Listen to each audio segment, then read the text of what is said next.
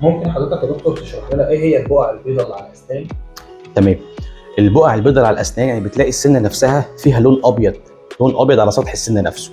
اللون الابيض ده ممكن تختلف درجاته، مثلا ابيض، ابيض مصفر، ممكن يوصل لبني. طب ايه اسباب الحاجات دي؟ اللون الابيض اللي على السنان ليه اسباب كتيره والموضوع كبير قوي، بس انا هحاول المه قد ما اقدر يعني. ممكن مثلا اول حاجه بتعمل لك البقع البيضاء حاجه اسمها التسمم بالفلورايد، فلوروزز. الفلورايد دي ماده مهمه جدا للاسنان، وماده احنا بننصح بيها للاطفال.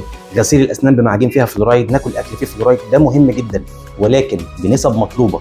لو نسبه الفلورايد زادت عن الطبيعي ممكن تسبب المشكله دي كلها، البقع البيضاء. يبقى اذا ده بنستنتج منه ايه؟ ان كل حاجه مطلوبه مفيده بالليمت اللي خلقه ربنا، مش بالزياده ومش بالناقص. تمام؟ يعني مش بكتره فالموضوع احسن. فحته الفلورايد دي مثلا لو نسبته زادت نتيجه مثلا ايه؟ بعض الاماكن فيها نسبه فلورايد عاليه قوي في الميه، دي ممكن تعمل بقع بيضاء على الاسنان.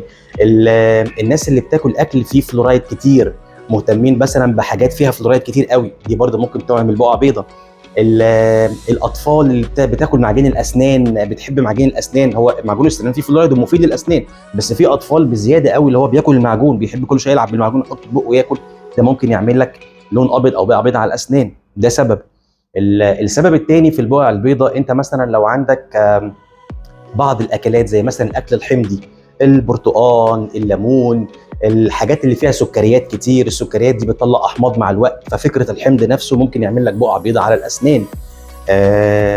الست الحامل مثلا ممكن نتيجه تاكل طبقه المينا، يعني المينا ما اتكونتش بالتكون الطبيعي او ما فيهاش الاملاح او المعادن المطلوبه ليها في الجنين، دي ممكن تكون نتيجه مثلا الست الحامل مش مهتمه بالغذاء، مش بتتغذى كويس، عندها مثلا نقص في فيتامين دي.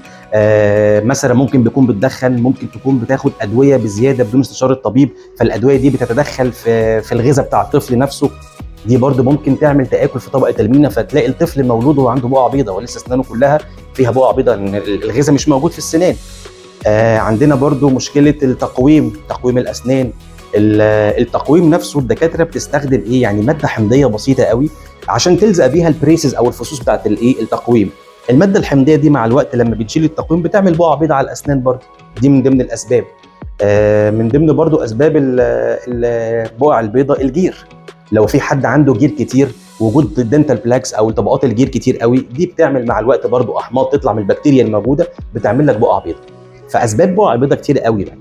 بس الفكره عشان انت تحل المشكله دي نفسها، انت بتحل السبب الرئيسي. يعني مثلا لو انت عندك المشكله مثلا في الطفل المولود والتاكل طبقه المينا بتاعته، لازم الست الحامل بتبقى متابعه مع دكتور، شايفه التحاليل بتاعتها كويس، لو في نقص في فيتامينز معينه، لو نقص في فيتامين دي، لو في نقص في غذاء معين، تاخد مكملات غذائيه باستشاره الطبيب. ما ينفعش تاخد مثلا ادويه على الفاضي وعمالين بمزاجها، لازم باستشاره الطبيب برضو. الاطفال يبقى فيه برضو وعي ان احنا نغسل سناننا بانتظام، مش بالكتر يعني، ومش بالفلورايد الكتير. التقويم مثلا بعد ما يتم لازم نهتم طبعا بتنظيف الجير بعد التقويم عشان ما يحصلش الحاجات دي كلها.